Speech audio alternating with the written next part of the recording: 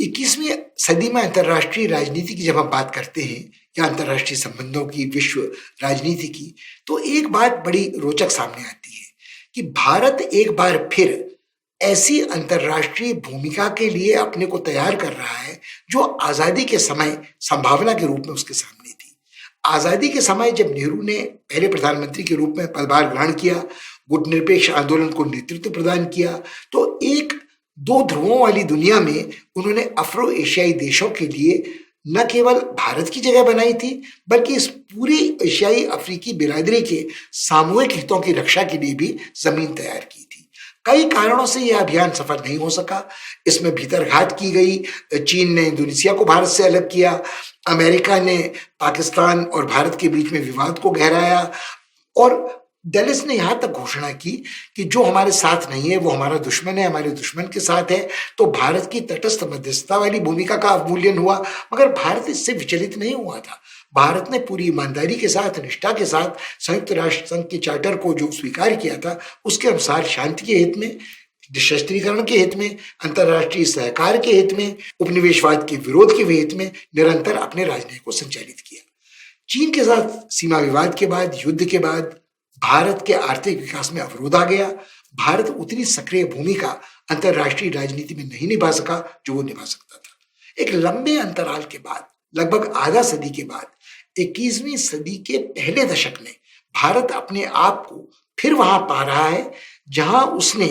अपने आर्थिक विकास की दर तेज कर दी है। हाल फिलहाल चक्रीय कारणों से, संरचनात्मक कारणों से इस विकास दर में थोड़ी गिरावट आई है, मगर भारत पिछले कुछ वर्षों में उन देशों में रहा है जिसने अपनी आर्थिक विकास दर को बहुत तेज रखा है, 7 से 8% वार्षिक की दर से, जो कभी कभार चीन से आगे निकल जाती थी और पश्चिमी यूरोपीय देशों से, अमेरिका से तो बहुत आगे। भारत ने अपनी तकनीकी क्षमता का विकास किया है। इंफॉर्मेशन टेक्नोलॉजी में, सूचना क्रांति के क्षेत्र में बड़ी कंपनियां, इन्फोसिस हो, विप्रो हो, टाटा कंसल्टेंसी हो, इन्होंने अपनी ऐसी जगह बनाई है कि अमेरिकी एक बहुत बड़ी सीमा तक इन पर निर्भर रहते हैं, और जो नया मॉडल, नया नमूना व्यापार का, अंतर्राष्ट्रीय व्यापार का डिजिटल क्रांति के दिनों में है, बिजनेस प्रोसेस आउटसोर्सिंग का, उसमें एक बहुत बड़ी भूमिका भारतीय वैज्ञानिक और कारीगर निभा रहे हैं। बल्कि कभी कभी ये दावा होता है कि अमेरिका का अंतरिक्ष अभियान जो है नासा, उसमें लगभग 30-35% वो वैज्ञानिक हैं जो IIT से दीक्षित होकर वहां गए हुए हैं। ये समस्या ये नहीं कि भारत से प्रतिभा का पलायन हुआ है,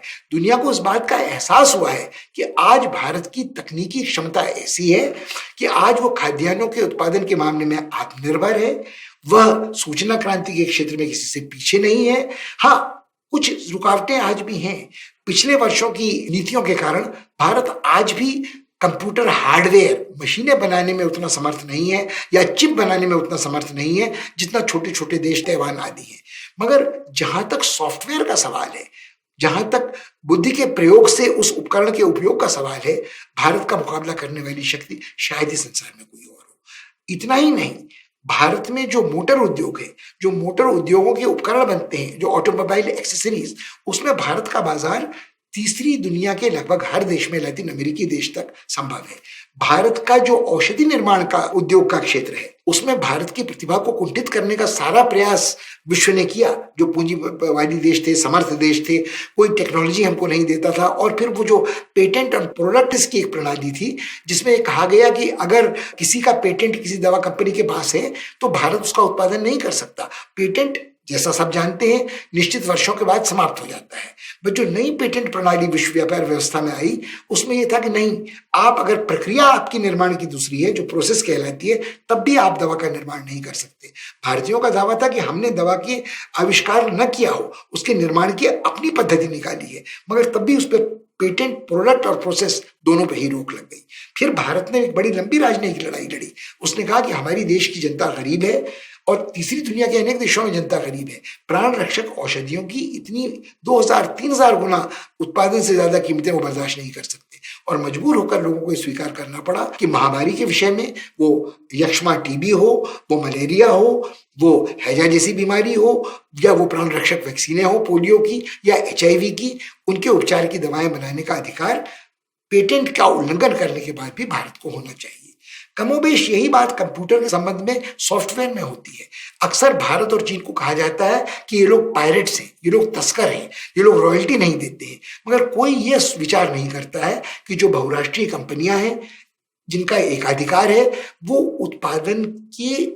कीमत से कई गुना, कई हजार गुना ज्यादा कीमत पर अपने उत्पाद को उस बाजार में बेचती हैं जिनके पास साधन नहीं है मगर विकल्प भी नहीं है। आज की दुनिया कंप्यूटरों पर इतना आश्रित है कि आपको कंप्यूटर भी खरीदने हैं, सॉफ्टवेयर भी खरीदना है, उसको अबाध रूप से चलाना भी है, रोगों का उपचार भी करना है, रोगों से बचाव की वैक्सीन भी लगानी है,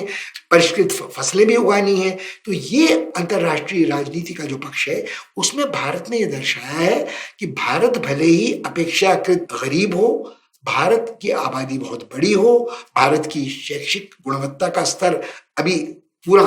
अमेरिका या यूरोप जैसा न पहुंचा हो, पर अपने सीमित साधनों से भी उसने आत्मावलंबन, स्वावलंबन का रास्ता चुना है और काफी हद तक अपनी परनिर्भरता और पराधीनता को घटाने का प्रयास किया है। हमारा सारा राजनय इसी में जुड़ा रहता है।